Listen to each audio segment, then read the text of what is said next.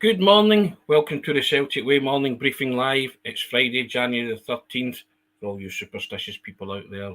Ooh, right, there you go. And I'm Tony Haggerty at ahaggerty10 Twitter handle, and I'm joined today, as always, by Sean Martin at Sean Martin TCW and Aidan Macdonald at Aidan C Macdonald Twitter handle. Guys, how we doing?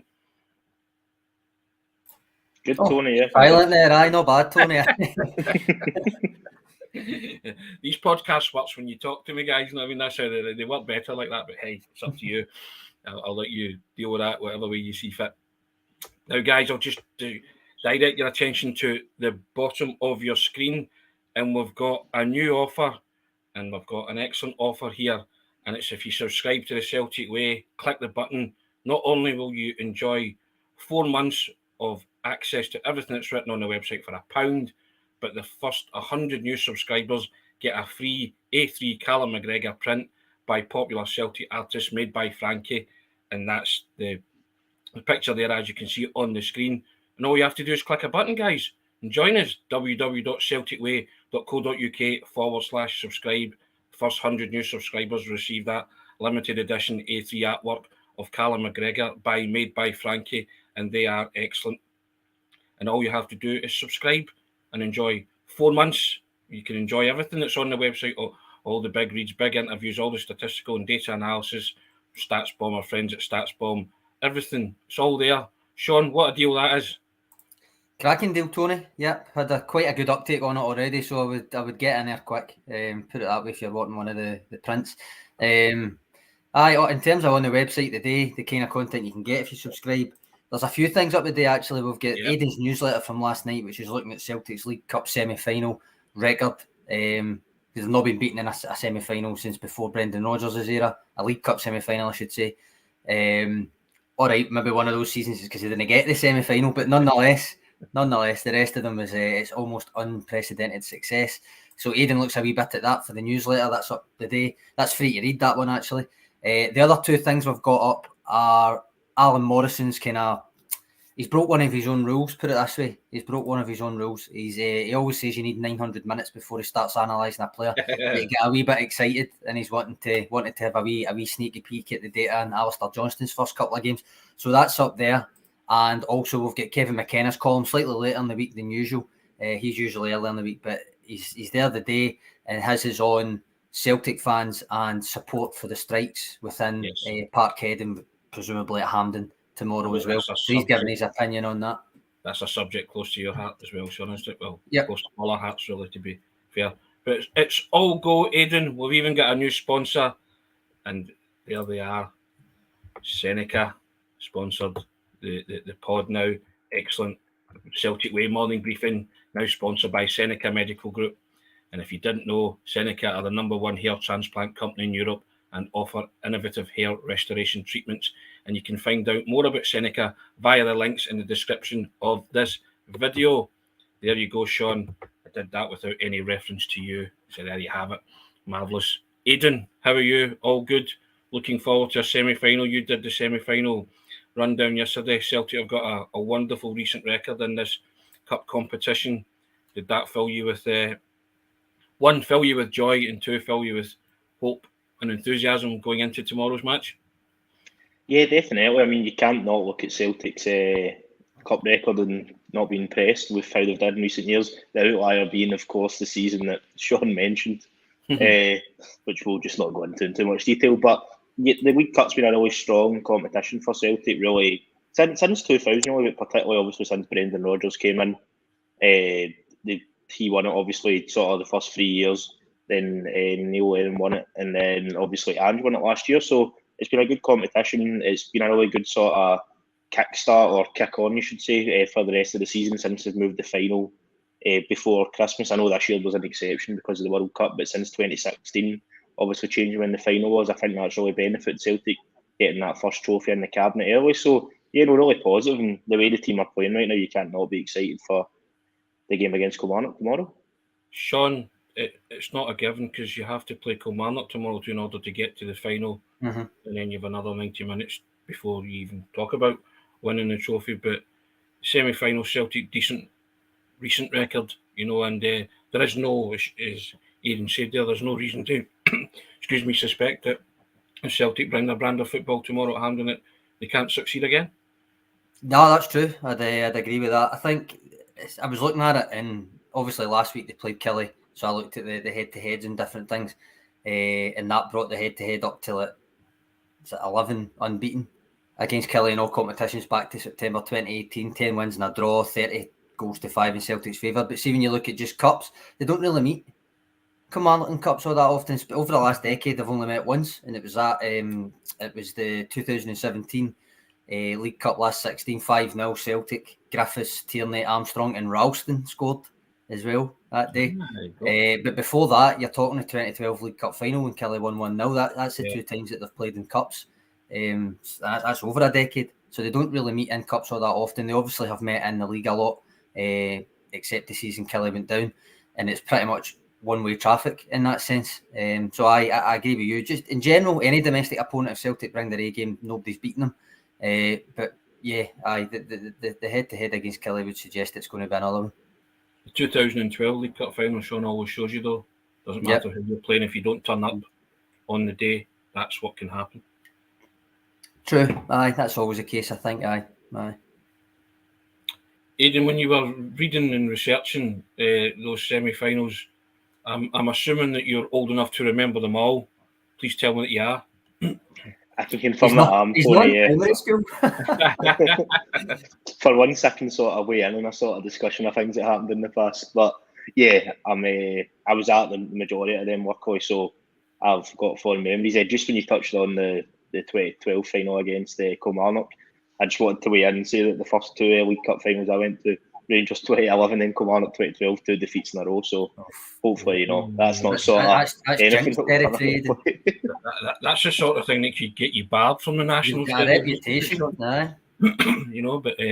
I won't tell you about my overall Hampden record. The only way you're able to go to the games after that. Yeah, I'm happy to see that your record's improved significantly since then. It definitely has. Definitely has. When we spoke to the captain yesterday, Callum McGregor, and I'm looking at his record, Sean. 5 winners' medals, but he was talking about the next winners' medal being the most important, wanting a 6th. I mean, it's just that thirst and hunger that you see you never lose that at a club like Celtic because it's constant, the demand to win trophies. And I like to hear that it's not become just a blasé thing, I've got 5 already, but he was just like, no, I want a 6th, so you're just like that's tremendous. No, I agree. I think that mentality is probably why he's got the 5 already. Yeah. But you did make a point that it was a cup-winning team member. Yes. For a lot of it. And then last season, he kind of made his own wee bit of history as a cup-winning captain, which is a different thing entirely. And I think, we know we've spoken about it before, that Kieran Tierney in particular, who, I certainly thought was captain material, but he was in no doubt. I know he'd already left and might have been modest, but he was in no doubt who was going to take the armband after Scott Brown left. And he said it was Cal McGregor runs that dressing room as well. So it was maybe always like this, but I certainly get the impression that it's the last, you could say before Brown went, but certainly since Brown went, everything he does is geared towards his captaincy, it seems to me. And when you think of where he's came from, as not only as a youth academy graduate, but obviously getting sent on loan to Notts County, which it made him, but it could have broke him. It could have said to him, this is where you're going to be. He says, no, this is not where I want to be. I think I'm better than this. There was also the blip with his driving thing, where Ronnie Dyler gave him a reprieve and told him to wise up and all that kind of stuff. And then Brendan Rodgers took him to another level. So when you see that progression to the guy that he is sitting in front of you yesterday, Tony, in that press conference, I just think it's brilliant. It's magnificent. Great example. You've grown up with that kind of winning mentality, Aidan, after those initial 2 losing League Cup finals, but Callum McGregor's been a kind of constant in your Celtic supporting life, one would conjecture. You do run out of superlatives for Callum McGregor at times, don't you? But he does what it says in the tin. He does lead by example, and he told you himself that his bar is set so high at training every day that's the way it is. And if you are the Celtic captain, you have that armband and you have that role, then that's just the demands that you set on your fellow teammates, and that's a great thing for the club to have. It's absolutely superb. I mean, he really is the sort of ideal role model and the ideal captain for Celtic. I think when Scott Brown left, everybody was worried about how he possibly going to be able to replace that. And he's no doubt a different captain, but just as effective. And even taking out his leadership skills, he's a phenomenal footballer as well. So the fact he can have both of them, some players maybe might have one trait but not have the other, but he has both, and I think it couldn't have worked out any better in terms of him being there. And the fact he's on this sort of long-term deal as well, very much hope that he'll be the captain for many years to come. So the McGregor's been excellent, and obviously when you were at the presser yesterday, Tony, I know we'll probably maybe come on to touch on some of his individual quotes, but the way he was speaking, it was clear how important last season's League Cup victory was to him and to the team to sort of kick them on towards eventually being double winners come the end of the season. So he'll be hoping to do that again. Sean, there was a moment last season as well at Hampden, and it was a Scottish Cup semi-final defeat to Rangers, and the final whistle went, but he got all the players together, and then he was asked after that what was the gist of the thrust of what he was saying, and he said that he told the players, this one game does not define our season, we go again. But it was instant. We noticed that straight away, didn't we? That when the final whistle went, instead of trudging off, he got them all together, and just that kind of unity and bonding. It was okay. This has happened. We brush it off. We move on.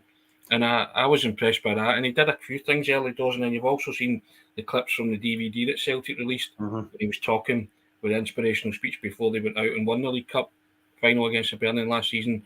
It all added up to very impressive stuff. Oh, it does, and I think Aidan's right to point out that he's a different type of captain to Scott Brown. Don't get me wrong, I always would argue Scott Brown's underrated as a footballer in general because of his persona that is put out there. But Callum McGregor, it could have been his undoing if he tried to be Scott Brown. You can only ever be the person that you are when you're leading, because people will find you out pretty quickly if you're not. And I think he adapted to that in a way that is admirable, but also true to the player that he is as well. He leads like the way that he plays, which is calm. But if he's needed to say something or do something to G them up or to get them thinking, like for instance at Derby, when they went 1-0 down, it was him that went, no, listen, hold on a minute, we're not playing the way we should be playing here, I'll just show you a wee bit, and it led to the equaliser. And then after that, they basically ensured that they were on a path to win the league properly after that.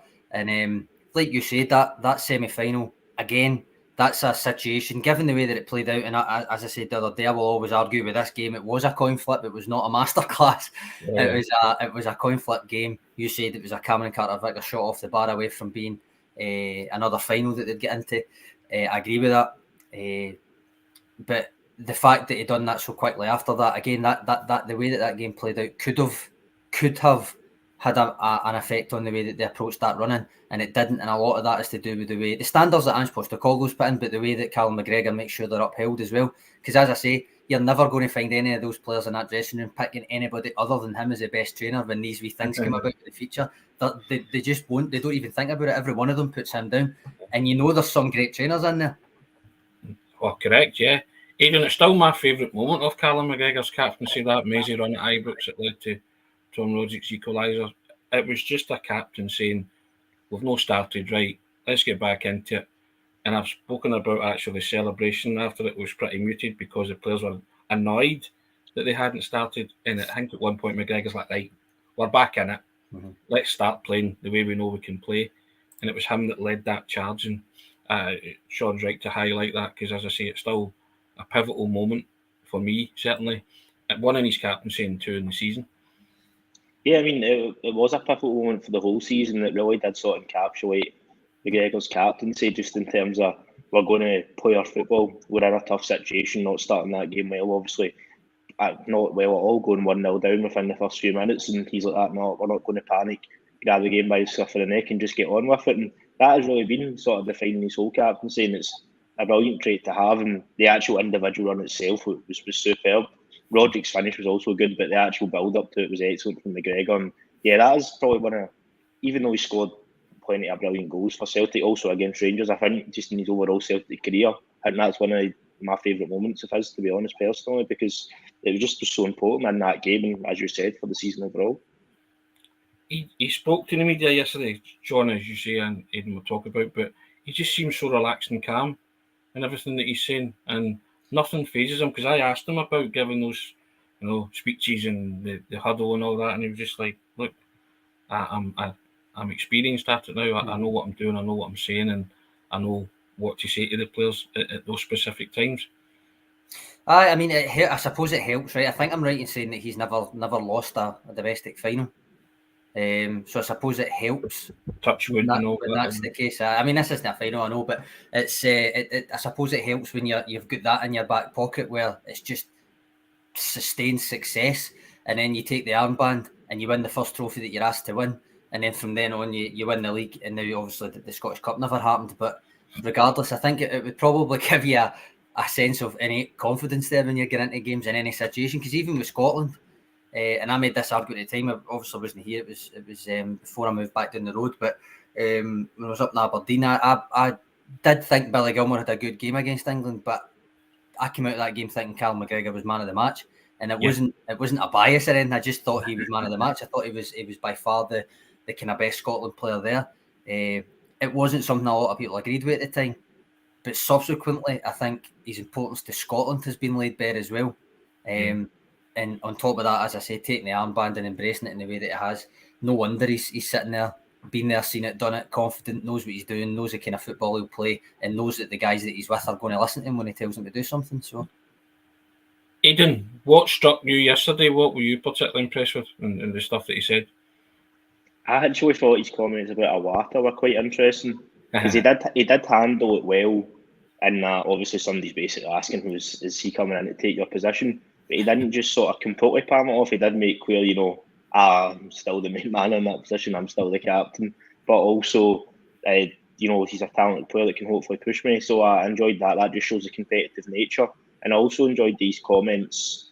It's probably kind of as expected of a captain's role, but it was still nice to hear him say it when he was talking about any players having like personal issues or wanting to discuss their future, that they can come and talk to him about it. But he's not going to go and seek them out. It's all about, you can come and speak to me, but particularly when it comes to players leaving, I'm not going to be discussing it with you because we're just focused on the football and getting results. So that was probably my two highlights, Tony, to be honest. To be fair, Tory, in the Iwata thing, like, what is he going to say? He's not going to go, I'm really scared I'm going to lose my position and all that. Like, I do. He get also didn't just praise him too much. It was like a good balance. I get where you're coming from, Aidan, in terms of kind of had to balance it between a captain welcoming a new signing and keeping his confidence up, but also saying, "Well, no, it's my position," that kind of thing. But I am you're asking the Celtic captain, the first pick in the draft. I was going to say the first pick in the team sheet. What he thinks about a player coming in for his position, and what else is he going to say? He's not going to say I'm trembling. But Indeed. Now, Aidan, you mentioned players going, players coming in.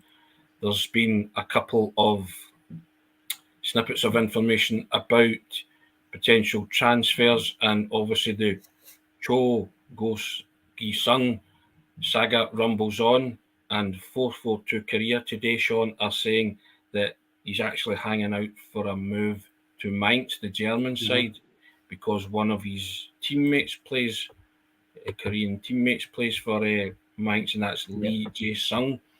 If that's believed to be true that he's holding out for that rather than Celtic, he does want to move to Europe, but if that's the case, then maybe they know something that others don't. And I would wonder or conjecture, would Celtic be inclined to just say, okay, we'll walk away from that, despite the fact that they've tabled a $3 million bid?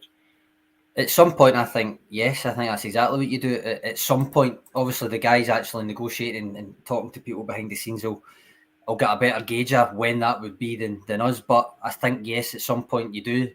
Because remember, Raj Postecoglou's big on people should want to come. People should not really need to be persuaded. All right, maybe a phone call from Ange to lay out exactly what he sees happening in terms of them fitting into a team and all that. But if it I'm not saying this is the case, but if it is coming down to like you really need to convince someone, then perhaps that's a sign that it's not for them. That at some point along the line, I'm not saying that is the case just now.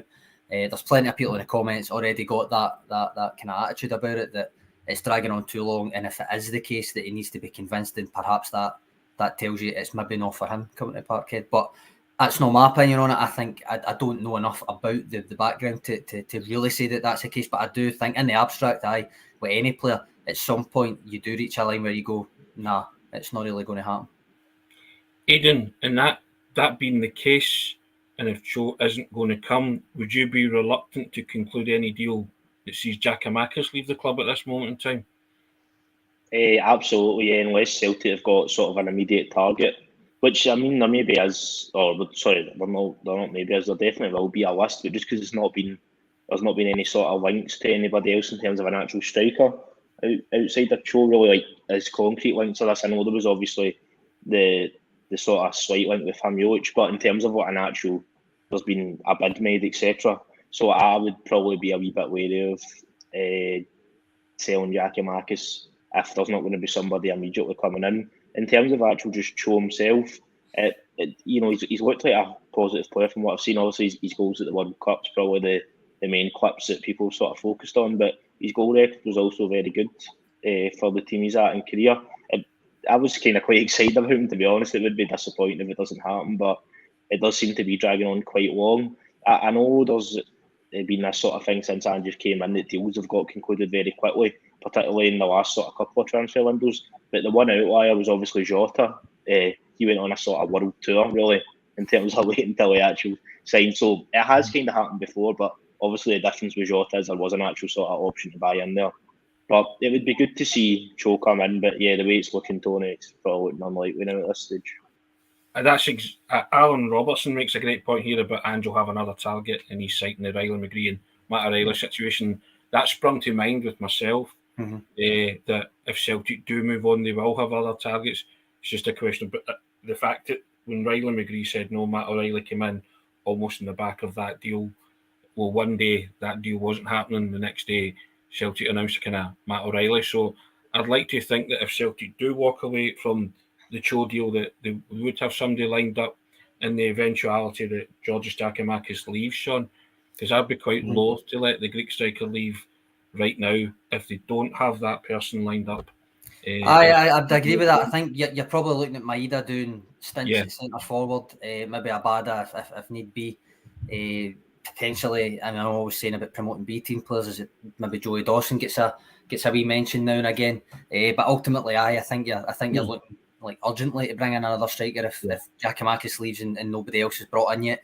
I'm going to put this up just because it made me laugh. JJ McGarvey channeling his gym saying, "Don't Joe forget about mine, simple minds." I like that too. So I mean, that's my fantasy football team name next year if he signs in it. Indeed, that very good, JJ, like that. But no, I'm with the manager as well on that. If players doesn't want to play, exactly, Paul Byrne. You don't want to play for Celtic and you're using them as kind of leverage to get elsewhere, then I don't think you're maybe the player for Celtic. But again, we're only going from reports coming out of 4-4-2 career. So that's been suggested, Aidan. But I'm sure the manager is well aware of who doesn't want to play for Celtic. So we'll leave that in his capable hands. He's done all right so far. Yeah, in terms of his recruitment and just sort of the players he's brought in, really the hit rate in terms of how good they've been superb, almost scary really. There's obviously been one or two that haven't really worked out, but that's going to happen when you're bringing in such a large volume of players. But I know we've discussed it a lot. His recruitment's been excellent. In terms of Cho, obviously the sort of famous Ange phone call is a thing that's been sort of muted. But he's also said as well as that he's not here to sort of bend over backwards to sell the club to players. He'll obviously detail what they can offer, but he's not going to be like begging somebody to come. So yeah, we'll just have to wait and see. But I'm sure there will be another target lined up. Just hopefully it is a Matt Riley McGree situation. If Giakoumakis is going to potentially be moving on, it's somebody who just sort of appears within the next few days or so. Tony, in terms of talking about new signings and stuff, just to get back to the Killie game, we're not going to do a full 11 because we want to hear what Andrew's got to say at his presser. So that'll be later on. It'll maybe be the newsletter tonight, and then maybe the predicted 11s article on the website tomorrow. So if you don't subscribe to the newsletter, it takes 2 minutes. It takes 2 seconds. I'll put a wee link into the description. But we can still talk about individual kind of positions, I suppose. And I want to throw this one at you, right? Okay. I presume Joe Hart starts, right? I presume he does. But if Ben Siegrist is fit, I don't know what his timescale is because he's not really commented on it. But if he is fit, do you think there's any chance he gets the nod? Because he played in the last 2 rounds against County and Motherwell. And if he's not available, do you agree that Hart just starts, or does he give Scott Bain a shout? If Siegrist is not available, Hart starts. I think so. For me, yeah. And if Siegrist is available, I think he's got a big call on that. Mm-hmm. I don't think you could argue if he went with Siegrist in between the six. And I think a lot of supporters would actually like to see Siegrist. And we spoke about him earlier in the week, didn't we? We said we weren't going to go into it in any great detail, and then ended up going into it. I ended up 20 minutes or something. To be fair, but and I agree with Pete McGee on that. Possibly he might be fit, but he might not be match fit. So thing is, a backup keeper, are they ever really match fit anyway? Like they're No. never getting that sustained run of games. He's played those 2 League Cup. That's the reason I'm throwing it out there. There's no suggestion he is going to be in the squad because he's not been in the last couple.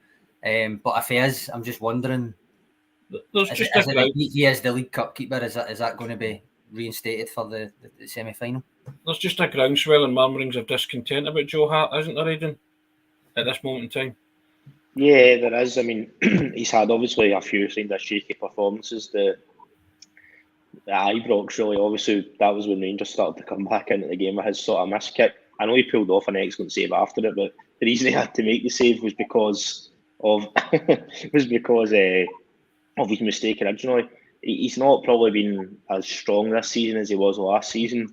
In terms of the game tomorrow, I would still have Hart. And I know Benjamin Siegrist has obviously played a couple of games in the League Cup, and similar to, I think it was in Brendan Rodgers' last season, he sort of played Scott Bain in the League Cup, I think it was. But I would still just have Hart in there, just the sort of circumstances. I know obviously Sean made a point there about is a second keeper ever match fit. The answer to that is probably not, but he's obviously got another injury or something else on top of that. So I would have Joe Hart in for tomorrow, I would say. Are we all agreed that Bernabe plays left back unless Taylor has bounced back quicker than expected? Yeah. Or anybody to be saying Juranovic? No. Tony panicked there at the mere thought of that. Yeah, definitely not. Flashbacks to Ibrox. Yes, you go with the player whose natural position it is, unless Greg Taylor has made a miraculous recovery from his injury, and then that's a no-brainer as well. You would put Greg Taylor in there, but no, Bernabe starts if Greg Taylor can't make it. Derek Crawford just saying that if it was Siegrist, then he wouldn't have much to do anyway. Hopefully, that is the challenge of a Celtic keeper, isn't it? A lot of the time you're spent watching, observing, and then you're able to come into action when called upon. There is a kind of element seeping in of just writing Kilmarnock off tomorrow. I don't think you can do that at all. And given the fact that they've got a big striker coming back in who in his career has liked a goal against Celtic, he'll be busting a gut to impress again. So I just think you need to be mindful and respectful. The manager talks about respecting every opponent, and I think you have to do that tomorrow because it's not a given. You've got to turn up, you've got to play. And I'm confident that if they turn up and play and bring their brand of football, that Celtic will triumph. But you've got to be mindful of the fact that there is another team standing in your way of getting to another final, and they will put up whatever fight they put up. They'll put up a fight. So just would that be Kyle Lafferty you're talking about, Tony? It would be Kyle Lafferty I'm talking about. First thing to play against Celtic, apparently. Yes. I touched on this with Aidan on Tuesday, and I says it to you yesterday as well. He is a player that can give them a chance of winning or could ruin their chances of winning. And that's before we even consider his history against Celtic, to be honest. And I'm talking about both footballing contributions and the nasty stuff. Yeah. And the fact that it'd be his first game back from a lengthy ban for sectarian abuse, let's not forget, against a guy who reportedly simply said up the Celts to him in a bar. There is an edge to that. I do think Dent McInnes maybe got the tone wrong when he said he was busting to play and all that, after given what his ban was for. But nonetheless, in a footballing context, he's hurt Celtic before. Yeah, he's a threat. You're right to mention. And I think, Aidan, you have to recognise these facts that it's not the foregone conclusion that a lot of Celtic supporters maybe think it is tomorrow. You're in a battle, it's a semi-final, it's going to be a tough game. No, I mean, it's a one-off game, semi-final, anything can happen, really, particularly if it was to, God forbid, drag on to like extra time penalties, then it really does become a lottery. Just in terms of Lafferty, obviously he has been a dangerous player, but what I would say in this occasion is there's no way he's going to be anywhere near remotely match fit. I know he's been training, but I believe his ban also meant he wasn't able to play sort of reserve/B team games until most recently on Tuesday. I think he got some minutes, so he isn't going to be probably fully fit at his best. Obviously, his record against Celtic previously, from his point of view, is quite good. He's also scored some goals for Rangers and Hearts, etc. against Celtic, but he does give Kilmarnock more of a chance of winning. There's no doubt in that, or more of a chance of sort of upsetting on the day. But I just think the fact that he's not going to be fully fit is probably just a game that will come too soon in terms of being able to make an impact. But yeah, it obviously gives him more of an opportunity with having him back. There's no doubt about that. Sean, anyone else come into your thinking tomorrow, you reckon? I mean, I kind of, you know yourselves, I create a shell article for the predicted 11s, and I try to put in a graphic early doors, usually my team. I've put one in, but I don't even believe it. I'm going to go with that team, to be honest. I think I'm going to change it. And it's the rotation aspect, and the fact, try to balance the fact that he probably will want to rotate, but it's a League Cup semi-final as well. Do you know what I mean? There's a balance there that I'm probably going to get totally wrong, to be honest. The other position that I'm really struggling with, and I really want to take the punt, but I don't know if I can, given what I've said before, is centre-back, left centre-back in particular, on the basis that I constantly quote Ange from his time in Japan saying that thing about there's one area of his team that he doesn't feel he would want to rotate ideally, and that's centre-back. And I wrote a full article about it last September when he had to chop and change for a bit, that consistency of selection would pay off when it came, and it did. Ended up it was Carter Vickers and Starfelt rather than Carter Vickers and Welsh or anybody. So with that in mind, I can't really in good faith say, all right, I'm going to rotate the centre-backs, and it's obviously not going to be Carter Vickers, but I'm still intrigued with the kind of Starfelt versus Kobayashi versus even Jens.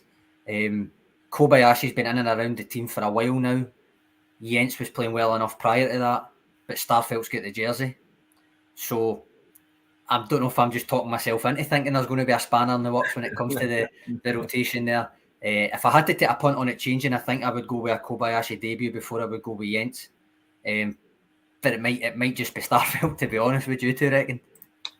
Well, first things first, I'd just like to say that you're all dag at 11 at 11 last week. So you did. I'm retiring from picking an 11, to be honest. That's, yep, you're only as good as your last game. It's an intriguing one, that, Sean, I have to say. But I just don't know, would he throw Kobayashi into that tomorrow? It's such an important game, isn't it? Would he do that to him? I'm thinking he might be inclined to put him in maybe the Morton Cup game. Put him in then. But again, we're no stranger to a curveball with Ange. And you see Kobayashi's been there for a while, so he'll be getting used to how they play and the setup and all that. So, yeah, has to be Cameron Carter-Vickers and Carl Starfelt. No other choice on the rest can warm the bench, says Pete McGee. I mean, Aidan, he did give Alistair Johnston a debut at Ibrox. That was kind of enforced. You could say, given that although Juranovic was there when he came on, he didn't look quite right. So that was maybe enforced. But he also chose to start James Forrest in that same game. And I know it's a difference between a debut and a guy that's been there for a decade or more.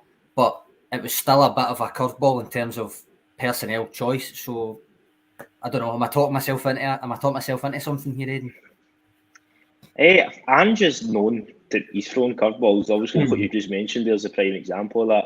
I just think with this game, Starfelt and Carter Vickers have been doing relatively well to hopefully try to get back to the sort of levels as a partnership that they were last season. So I just think that they're unlikely to play. I think also with the Morton game coming up, that's probably one that's sort of earmarked for Kobayashi potentially starting, maybe Awata being involved as well.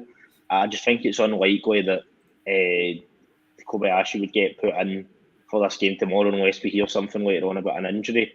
Obviously, it could be. I've seen one of the commenters was mentioning that Ange might give him some minutes later on in the match if it's going well. Potentially, but I think he is unlikely to change his centre-backs unless there's a knock during a game as well as before it. With the Morton game coming up, I think it'll be one that will be earmarked. If that was sort of, there wasn't a cup game for another month, maybe.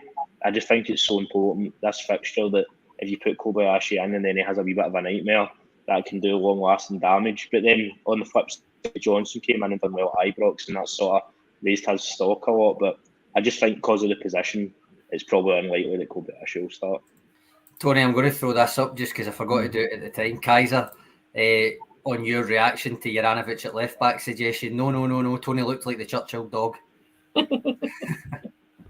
Oh yes, I think he's right there. I think he's probably right there. But listen, I know as we talk about that he's no stranger to throwing a spanner in the works. I think tomorrow's just too important, and I think he will go with the Carol Starfelt and Cameron Carter-Vickers, and because he leaves himself wide open if he does throw in Kobayashi and it goes horribly wrong. And I think also as well, if you threw in Kobayashi, I think the likes of Lafferty might be inclined to go, right, okay, here, have a bit of that. You know, and it would give him some encouragement. Whereas if he's up against the tried and tested, he's not had much joy out of those two when he's played them, Lafferty. So I think, you know, it's all mind games, isn't it, with managers and stuff, with team selections. And I think playing Kobayashi, like Lafferty would be inclined to, and I probably think his manager would be inclined to say, go and test him. Because you'll not get much joy out of Cameron Carter-Vickers because he's as strong as an ox and, you know, and a very good footballer as well. And he'll dominate him given the chance. But so I would be, my thinking on that would I'd be inclined to just stick with the status quo with the centre backs. As you said, he's loath to rotate them unless there is an injury or something that we hear about later on. So that's my thinking. But again, Sean, you know what the manager's like. He handed Sir Johnson a debut at Ibrox, so he might well think that he'll you know, if he's liking the look. He always likes to talk about how he watches players in training every day, doesn't he? And if Kobayashi has come in and has impressed him with his attitude and got used to the style of playing the way they play, then he might be tempted to throw him in. You know, you're playing the devil's advocate, aren't you? But you're going to have to pick a predicted 11 because we do it every week. So I know. The next one I'm going to throw out, Tony, is I mean, I presume McGregor starts despite this looming threat of Iwata taking his place. I would imagine Rael Hatate makes it 20 successive competitive starts in a row as well. I've got a suspicion he might go back to O'Reilly for this one after a wee rotation out of the lineup last week. But Aaron Moy, there's him to consider. There's also David Turnbull, and I presume it will be too soon for Iwata. But Dunhalo saying the Bull to start with McGregor and Hatate. Do any of you subscribe to that, or Moy vs O'Reilly? Is it simply down to that? On you go, Aidan. I think it's probably likely to be between Moy and O'Reilly, just because that's been the sort of battle for the majority of the season. I'd be happy with either of them, really. I obviously had said before the Kilmarnock game last week that I thought after O'Reilly struggled a bit at Ibrox and Moy's performance that he deserved to start. He then got the start and he done okay in that game. Obviously, didn't really have to do a lot in terms of really having to excel himself that much just because of the way the match was, but he was fine. Obviously, Matt O'Reilly's turned up in the really big games for Celtic before, so I would be happy with either of them. I just think with Turnbull, it's just to be a wee bit bizarre to just kind of throw him in unless there's injuries or, you know, the so-called sickness bug that's maybe flying about. But I just think he's not really been a regular starter this season. I know he has been on from the start in a few games. I just think that's probably unlikely, to be honest, just the way the team's been built recently. I'm going O'Reilly, Sean. Aye, same. That's what I'm saying. I'm going O'Reilly. I think this is his stage. He's a creative player, and I think it will suit him. And he can play those kind of quick, forward-thinking passes to the likes of Jota Maeda. You know, it's big, expansive pitch, isn't it? Hampden or Celtic certainly have areas that they can work in, space. And I don't know, I just think tomorrow could be tailor-made for O'Reilly. He's been rotated, you know. So I think, and also I think he'll be, if he does come back into the managers, reckon he'll be busting a gut to improve. And I actually think if he does play that, he'll score his first goal of the season tomorrow. That's my bold prediction. Nice, aye, nice. No, as I say, I suspect he'll go O'Reilly. That's my shout, but I won't be bothered if he goes Moy. I think you can justify Moy. I just think he'll go back to O'Reilly. But you're talking about the space at Hampden, the wide expanse of Hampden, it's got to be called, I think. Jota and Maeda started the game last weekend, linked up for the opener. Who's to say it won't be the exact same front three again this time, is what I would say. That's probably what I'll go with. It would make sense to me that's the case, even though Leila Bada in particular is due a start again soon. He's only had 1 out of the last 4 games. Seen a comment asking about Haksabanovic. He was meant to be back into it, according to Ange, after the derby, but he wasn't in the squad for the Killie game, was he? So I suppose we'll have to wait and see what the manager says in him later at the presser as to whether he's even in contention. I probably will go Maeda and Jota on the wings, but what I want to ask you is there a argument with it being League Cup and his record in the League Cup that it's Georgios Giacomakis over Kyogo, or is it just got to be Kyogo with the form that he's in at the moment?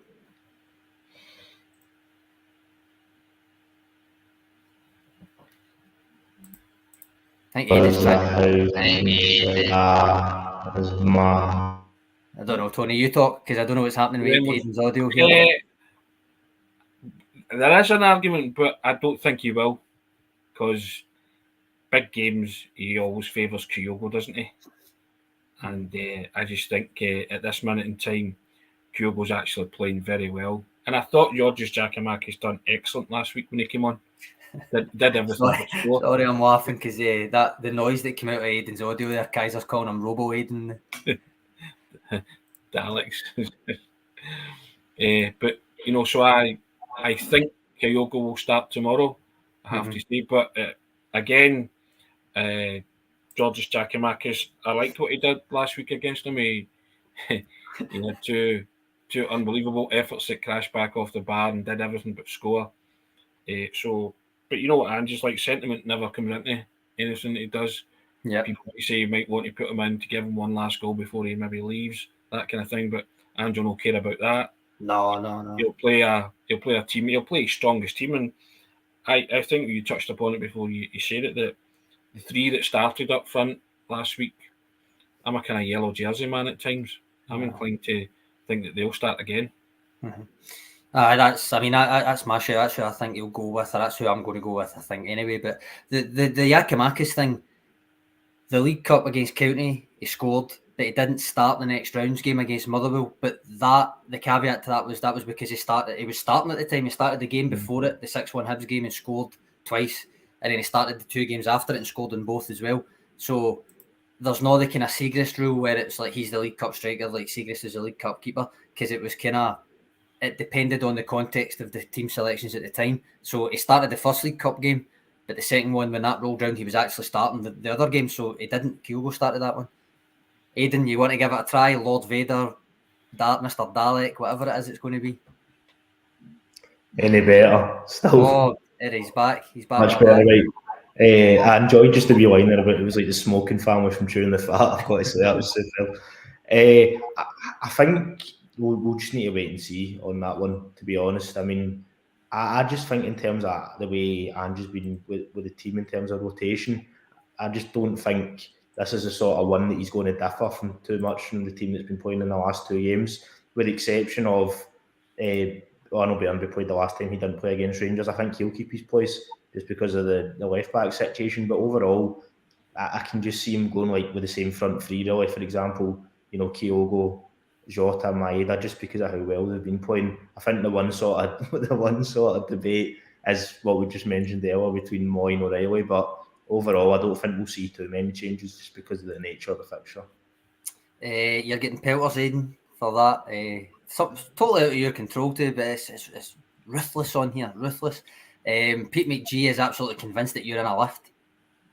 And I can see why, to be honest. I didn't expect it. So if he's in a lift, can Aidan's new nickname be Shaft? Can we call him Shaft? I don't know, I think that should take off, to be honest, I've got to say. Indeed. It takes the monkey off me, Aidan, you know what I mean, with the wardrobe and all that, you know what I mean, Castle Haggerty. So I'm delighted with that, you know what I mean? So there you go. I think, is it score prediction time, guys? I think it is, isn't it? It's an easy one for me. I'm going for the same score as I went for last weekend. Despite the fact it's a semi-final, given it's the same opponents, and I do think that Celtic could have won by a couple more last week. I'm going 4-0. Oh wow! I was going to. And I know that's ambitious for a semi-final. I know, but I was going to say that too. To be fair, so I need to say something different, won't I? Not necessarily. You could agree. Well, I'll agree. I'll say 4-0 as well then. I just think Aidan, you definitely can't agree. You've got to say something different. I'll go for 3-0. One better than last week. Sort of relatively consistent scoreline. Jason Lee says 3-1 because they've gave up a corner. Indeed. Well, I think lots of. I mean, when I get back to the confidence thing, I think Celtic supporters are confident in the way the team are playing and they have an ability to score goals. But again, you respect your opponent and will not dismiss them out of hand, although some of the scoreline prediction would be suggest that we'll dismiss them, but we're not. I just think you're confident in the way Celtic are playing. And I don't think the team will be complacent or dismiss the threat that Kilmarnock will pose tomorrow, because they will pose a threat at particular times. But you just feel that whatever teams put out, that Celtic will have the game and also the players and the class and the ability to overcome what Derek McInnes does, because they've got a wonderful record against these teams, also at Hampden as well. Aye, there's nothing there I can disagree with. No, I think you're right. I think Derek McInnes, as I said it last week, Derek McInnes' personal record against Celtic is woeful. At some point, obviously, he's got to believe at some point he will get another result, because it's been a while now. But just try to look at it in a vacuum objectively. Celtic are by far the better team. They showed that in the last game, 2-0 going on 4. For all the talk after the game on shows, certain shows, highlight shows, was how well Kilmarnock contained them for 44 minutes. The game lasts for 90-95 minutes. Ended up 2-0. It was, as I say, going on 3 or 4. So with that in mind, and the strength and depth if Ange Postecoglou even does decide to rotate, I just think Celtic will win it. That's what I think. I also think as well, Aidan, that Celtic's class told, at the end of that 45 minutes, they could easily have gone in 0-0. But it was a wonderful goal that got them in front. And from that moment on, you knew Celtic were going to go on and win the game. And certainly that's what I felt. Kilmarnock had their kind of moments in the game and didn't go ahead. So when Celtic went ahead, I thought, okay, the second half was the procession that I thought it would be, one-way traffic, and should have been more than 2. Yeah, on another day, it could have been sort of 3, 4, or even 5. That sort of thing about Kilmarnock did well to contain. Well, to be blunt, they lost the game. They lost 2-0. They can't have contained that well. If they'd walked away with a 0-0 draw, then it would have been different. But yeah, overall, the performance was fine against Kilmarnock last week. I think I'd sort of put that in the group chat, saying just job done pretty much. Wasn't anything that exciting, but on another day, particularly with chances such as Forrest's one, it could have been a few more. So yeah, if they get a 2-0 or a 3-0 tomorrow, I'll be quite happy with that. Well, yeah, you heard it here. 4-0 from myself, 4-0 from Sean, 3-0 from Aidan. So there you go. Can't say fairer than that. All unanimous. So guys, I'll just direct you to the ticker tape running across the bottom of your screen. We've got a new offer. It's an excellent offer. You subscribe to the Celtic Way website. It'll cost you £1 for 4 months. Do everything that's written on the website, and the first 100 new subscribers will also get a free A3 Callum McGregor print by popular artist made by Frankie, and there it's there on the screen. Sean's posted that up, and it's all for the click of a button, guys. All you have to do, log on www.celticway.co.uk/subscribe, and that limited edition A3 artwork of Callum McGregor made by Frankie could be yours if you subscribe today and hit the button. And also we thank SENECA for their sponsorship of the Celtic Way morning briefing, and it's now sponsored by SENECA Medical Group, and SENECA are the #1 hair transplant company in Europe and offer innovative hair restoration treatments. And you can find out more about SENECA via the links in the description of this video. Easy for me to say, guys, getting excited about the semi-final, But that was excellent. Guys, have a fabulous Friday the 13th. Whatever you do, enjoy the football tomorrow. Weekend's always result dependent, isn't it? But Celtic in the League Cup semi-final against Kilmarnock, hoping to reach their second League Cup final in a row under Ange. It's Callum McGregor going for his 6th winners' medal, his second League Cup winners' medal as captain of the club. Kilmarnock stand in their way. 5:30 kickoff tomorrow, guys, just in case you weren't aware of that. Later Yep. Sure, still not happy with that, to be fair, but hey. Nah, I preferred an earlier one, but it is what it is. Keep your eyes peeled on the website all day tomorrow, the Twitter account, all of that. We'll have plenty of stuff going up, predicted 11s, previews, match coverage itself, detailed player ratings, analysis after it. And then obviously into Sunday with the data and stuff from it. So keep your eyes peeled for that. Busy weekend coming up. Aidan, thank you for your contribution today. Or should I call you Shaft? I'm going to call you Shaft. That's No, we don't want that to take off. By the way. You don't want that nickname to stick. Yeah, Paul Andrew Martin, great guest today. Churchill talking metal, Mickey. There you have it. Can't say fairer than that. Sean, as always, first class. Take care and have a wonderful Friday. Cheers, guys. Cheers, guys. Cheers.